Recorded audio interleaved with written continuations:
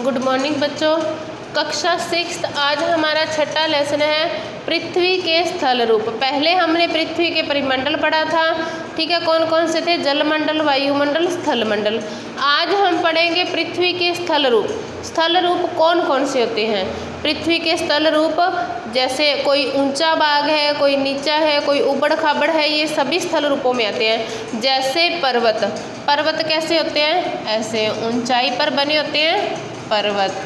और पठार कैसे होते हैं? ऐसे, तो ये होते हैं पठार, ठीक है। और बिल्कुल समतल मैदान है जो खाली है, ये भी क्या है? पृथ्वी का स्थल रूप ही है। पर्वत भी स्थल रूप है, पठार भी स्थल रूप है, मैदान भी स्थल रूप है, ठीक है। तो आज हम पृथ्वी के स्थल रूप के बारे में जानेंगे कि ये कैसे बनते हैं और कौन कौन से होते हैं, ठीक है। पृथ्वी के सतह सभी जगह एक समान नहीं है। जो हमारी पृथ्वी है, यहाँ पर पर्वत हैं, पहाड़ है, पठार है, मैदान है, सभी एक समान तो नहीं है, अलग अलग है। पर्वत ऊंचाई पर है, पठार पर्वतों से नीचे है, मैदान बिल्कुल समतल भूमि है, ठीक है। पृथ्वी पर अनगिनत प्रकार के स्थल रूप हैं। स्थल मंडल के कुछ भाग ऊंचे, कुछ नीचे तथा कुछ समतल होते हैं। जैसे पर्वत पठार ऊंचे, पठार क्या होंगे? स्थल मतलब मध्यम में, और मैदान होंगे बिल्कुल नीचे। ये स्थल रूप दो प्रक्रियाओं के परिणाम स्वरूप बनते हैं। जो ये पर्वत पठार मैदान ये स्थल रूप हैं, ये दो प्रक्रियाओं से बनते हैं। कौन कौन सी? एक प्रक्रिया होती है आंतरिक और एक होती है बाह्य प्रक्रिया, ठीक है। आपको यह जानकर आश्चर्य होगा कि मैदान जिस पर हम खड़े हैं उसमें धीरे धीरे गति हो रही है। पृथ्वी के अंदर लगातार गति होती है। प्रथम या आंतरिक के कारण बहुत से स्थानों पर पृथ्वी की सतह कहीं ऊपर उठ जाती है तो कहीं धंस जाती है, ठीक है। उबड़ खाबड़ भूमि देखी है हमने, कहाँ पर कहीं पर खड्डे होते हैं, कहीं पर ऊंचा भाग होता है। ये किसके कारण होता है? पृथ्वी की आंतरिक प्रक्रिया के कारण होता है, ठीक है। फिर नंबर 2 है बाह्य प्रक्रिया। दूसरी या बाह्य प्रक्रिया स्थल के लगातार बनने व टूटने की प्रक्रिया है, ठीक है। पृथ्वी की सतह के टूटकर घिस जाने को अपर्दन कहते हैं। अब आपसे पूछा जाए अपर्दन किसे कहते हैं, तो जो पृथ्वी की सतह है घिस कर टूट जाती है उसे क्या कहते हैं? अपर्दन कहते हैं। अपर्दन की क्रिया के द्वारा सतह नीची हो जाती है तथा निष्पेक्षण की क्रिया के द्वारा फिर से निर्माण होता है। अब पृथ्वी जब घिस कर टूट जाती है तो वो नीची हो जाती है, उसे अपर्दन कहते हैं। जब वापस निष्पेक्षण की प्रक्रिया के द्वारा ऊपर उठ जाता है भाग तो उसे क्या बोलते हैं? निष्पेषण, ठीक है। बहते हुए जल, वायु तथा बर्फ के द्वारा ये दो प्रक्रियाएं होती हैं। जो आंतरिक प्रक्रिया है, जो बाह्य प्रक्रिया है, ये दोनों प्रक्रियाएं बहते हुए जल, वायु तथा बर्फ के द्वारा होती है। ये दो प्रक्रियाएं किससे होती है? अब हमें पता चल गया किससे होती है? वायु और बर्फ के द्वारा। हम विभिन्न स्थल रूपों को उनकी ऊंचाई, ढाल के आधार पर पर्वतों, पठारों और मैदानों में वर्गीकृत करते हैं। जो ये स्थल रूप है इसको कितने भागों में बांटा गया है? पर्वत, पठार और मैदान। ये किस आधार पर बांटा गया है? ये ऊंचाई और ढाल के आधार पर बांटा गया है। नंबर 1 है पर्वत। पर्वत पृथ्वी की सतह की प्राकृतिक ऊंचाई है। पर्वत का शिखर छोटा तथा आधार चौड़ा होता है। जो पर्वत है इसका शिखर है छोटा, आधार ये चीज़ है जो ये क्या है? चौड़ी है, ठीक है। पर्वत ऐसे ही बनते हैं, हमने देखा है ऐसे ही होते हैं पर्वत। तो ये इनका शिखर तो होता है छोटा और इनका आधार क्या होता है? चौड़ा। किसका? पर्वतों का, ठीक है। पर्वतों का शिखर छोटा, आधार क्या होता है? चौड़ा होता है, ठीक है। यह आसपास के क्षेत्र से बहुत ऊंचा होता है। कुछ पहाड़ बादलों से भी ऊंचे हैं। कि इनके आसपास जो भी क्षेत्र है इससे ये ऊपर उठे हुए थे। कुछ पर्वत इतने बड़े होते हैं कि बादलों से भी ऊपर उठ जाते हैं। जैसे जैसे आप ऊंचाई पर जाएंगे जलवायु ठंडी होती रहेगी। जैसे जैसे हम ऊपर जाते हैं जलवायु क्या है, ठंडी हो जाती है, तापमान कम हो जाता है। कुछ पर्वतों पर हमेशा जमी रहने वाली बर्फ़ की नदियाँ होती हैं। अब कुछ पर्वत ऐसे होते हैं जिन पर हमेशा बर्फ़ जमी रहती है, उसको क्या कहा जाता है, उन्हें हिमानी कहा जाता है। हिमानी यानी हिम से बनी हुई क्या होगी, हिमानी। हिम क्या होती है, हिम का अर्थ होता है बर्फ़, ठीक है।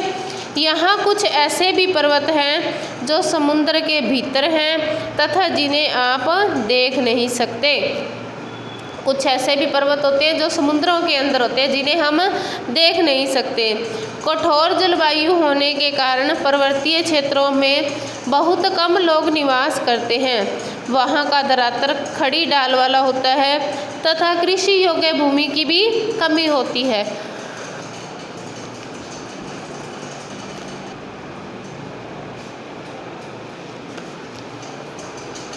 क्या बताया कि पर्वतों पर कठोर जलवायु होती है, ठीक है। कठोर जलवायु होने से वहाँ पर मनुष्य नहीं रह सकता और इनकी ढलान खड़ी ढलान होती है। हमने देखा है कि पर्वत ऐसे हैं, खड़ी ढाल वाले हैं, तो यहाँ पर कृषि कार्य भी करने में कठिनाई होती है, ठीक है। लोग कृषि कार्य भी नहीं कर सकते। पर्वत एक रेखा के क्रम में भी व्यवस्थित हो सकते हैं जिसे श्रृंखला कहा जाता है। जैसे पर्वत एक ही रेखा में हो, 1 2 3 4 5 6 7, तो उसको क्या बोलेंगे, श्रृंखला बोलेंगे। बहुत से पर्वतीय तंत्र समानांतर श्रृंखलाओं के क्रम में होते हैं जो सैकड़ों किलोमीटर में फैले होते हैं। कि बहुत से पर्वत ऐसे होते हैं जो श्रृंखलाओं में होते हैं, ठीक है, लाइनों में होते हैं, जो कितने किलोमीटर में, सैकड़ों किलोमीटर में फैले होते हैं। हिमालय, आल्प्स तथा एंडीज क्रमशः एशिया, यूरोप, दक्षिण अमेरिका की पर्वत श्रृंखलाएं हैं। हिमालय कहाँ का है, एशिया में। हिमालय पर्वत श्रृंखला कहाँ की है, एशिया की। आल्प्स कहाँ की है, यूरोप की, ठीक है, आल्प्स यूरोप की। और फिर क्या है हमारे पास, एंडीज। एंडीज पर्वत श्रृंखला है दक्षिणी अमेरिका की। ये क्या है, पर्वत श्रृंखलाएं हैं। पर्वतों की ऊंचाई एवं आकार में भिन्नता होती है कि सभी पर्वत एक जैसे नहीं होते, इनकी ऊंचाई और आकार में परिवर्तन होते हैं। पर्वत 3 प्रकार के होते हैं, वलित पर्वत, बृहस्पति पर्वत तथा ज्वालामुखी पर्वत। पर्वत कितने प्रकार के बताए हैं, 3 प्रकार के। हिमालय तथा आल्प्स वलित पर्वत है, जो हमने पढ़ा है। हिमालय एशिया में है, आल्प्स कहाँ है, यूरोप में। ये दोनों किस प्रकार के हैं, ये हैं हमारे पास वलित पर्वत हैं, जिनकी सतह उबड़ खाबड़ तथा शिखर शंक्वाकार होता है। क्या होता है, इनकी सतह तो होगी उबड़ खाबड़, ऊंची नीची होगी, इनका शिखर होगा शंक्वाकार का। भारत की अरावली श्रृंखला विश्व की सबसे पुरानी वलित पर्वत श्रृंखला है। अब हमारे भारत में पूछा जाए कि कौन सी पर्वत श्रृंखला है, तो अरावली पर्वत श्रृंखला है। वो कैसी है, वलित पर्वत श्रृंखला है, ठीक है। अपर्दन की प्रक्रिया के कारण यह श्रृंखला घिस गई। हमने पढ़ा था ना, अपर्दन किसे कहते हैं, कि भूमि का आपस में रगड़ खाकर टूट जाना। तो ये जो पर्वत श्रृंखला है ये अपर्दन के कारण क्या हो गई है, घिस गई है।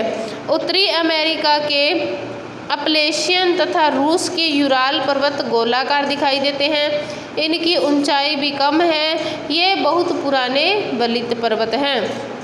अब उत्तरी अमेरिका और रूस में जो पर्वत हैं वे गोल हैं, ऊंचाई भी कम है और ये काफ़ी पुराने हैं। जब बहुत बड़ा भाग टूट जाता है तथा ऊर्ध्वाधर रूप से विस्थापित हो जाता है, तब बृहस्पति पर्वतों का निर्माण होता है। ऊपर उठे हुए खंड को उत्खंड यानी हार्स्ट तथा नीचे दुसे हुए खंडों को द्रोणिका भ्रंश कहा जाता है। कि जब ये विस्थापित होकर टूट जाते हैं तो जो खंड ऊपर उठा हुआ रह जाता है उसे तो बोलते हैं उत्खंड, और जो नीचे धंस जाता है उसे बोलते हैं द्रोणिका भ्रंश बोलते हैं। यूरोप की राइन घाटी तथा वोस्जेस पर्वत इस तरह के पर्वत तंत्र के उदाहरण हैं।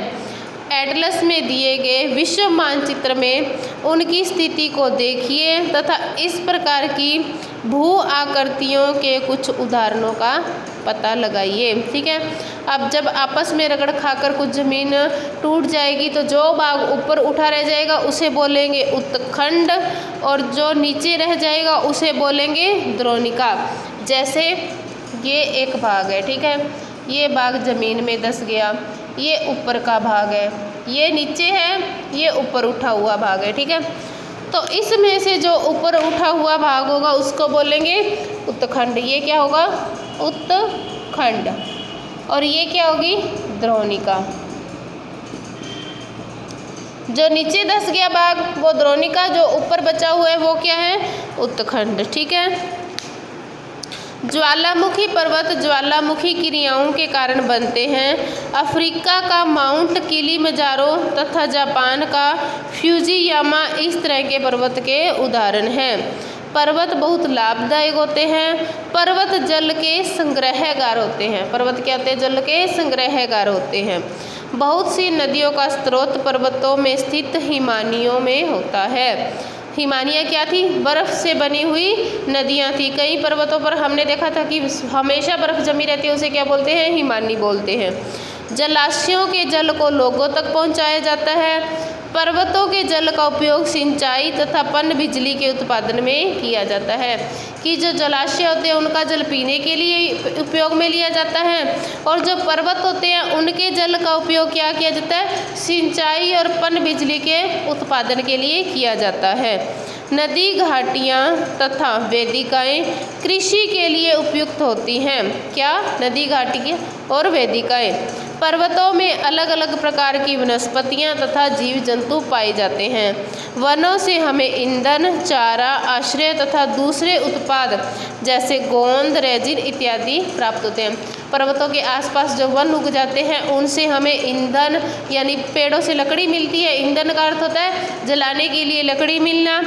चारा यानी पशुओं को खाने के लिए घास फूस। आश्रय यानी घर बनाकर रह सकते हैं। और दूसरे उत्पाद जैसे गोंद मिलती है पेड़ों से, रेजिन इत्यादि मिलते हैं। सैलानियों के लिए पर्वतीय भाग उपयुक्त स्थान है। ठीक है, ये पर्वतों की यात्रा उनकी प्राकृतिक सुंदरता को देखने के लिए करते हैं। सैलानी क्या होते हैं? जो बाहर से आते हैं, पर्यटक होते हैं, घूमने फिरने वाले होते हैं, उनके लिए पर्वतों की यात्रा करना बहुत अच्छा होता है। क्यों? इससे वे प्राकृतिक सुंदरता को देख सकते हैं। विभिन्न प्रकार के खेल जैसे पैराग्लाइडिंग, हैंगग्लाइडिंग, रिवर राफ्टिंग तथा स्कीइंग पर्वतों के प्रचलित खेल हैं। क्या आप हिमालय में स्थित कुछ ऐसे स्थानों के नाम बता सकते हैं जहां ये खेल खेले जाते हों? ठीक है, तो यहाँ पर कुछ खेलों के नाम बताए गए हैं जो पर्वतों पर खेले जाते हैं। पर्वतारोही पर्वतों पर चढ़ते हैं, हमने देखा है। ठीक है, तो ये हमने एक स्थल रूप में कितने थे? 3, पर्वत, पठार और मैदान। ठीक है, तो आज हमने पर्वतों के बारे में पढ़ा, आगे हम पठार और मैदान के बारे में पढ़ेंगे। ठीक है।